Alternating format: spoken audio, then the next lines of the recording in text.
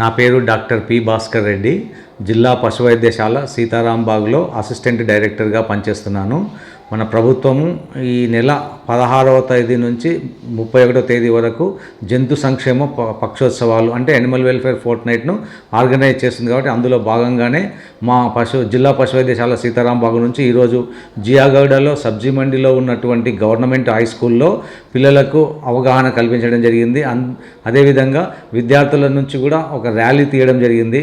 ముఖ్యంగా ఏంటంటే మనకు పౌరులకు భారత రాజ్యాంగం ఉన్నట్లే ఈ జంతువులను రక్షించడానికి కూడా గవర్నమెంట్ ఆఫ్ ఇండియా ఒక జంతు హింస నిరోధక చట్టం అంటే prevention of cruelty to animals act అని 1960లో తీసుకురావడం జరిగింది.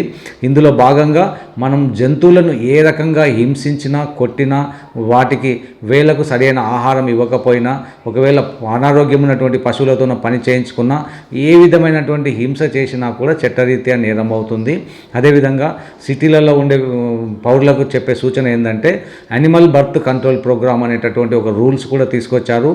అందులో మనం పెంపుడు జంతువులు అయితేనేమో యజమానులపై వాటి జంతువులకు పెంపుడు కుక్కలకు అదేవిధంగా పిల్లులకు టీకాలు వేయించుకుంటారు.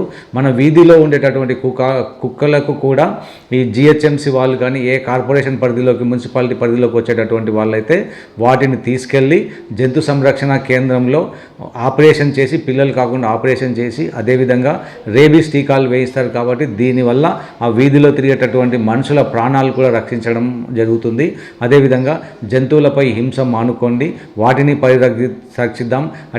అదేవిధంగా సిటీస్లో గ్రామాల్లో చూస్తే మనం ప్లాస్టిక్ వినియోగం కూడా రోజు రోజుకు పెరిగిపోయింది.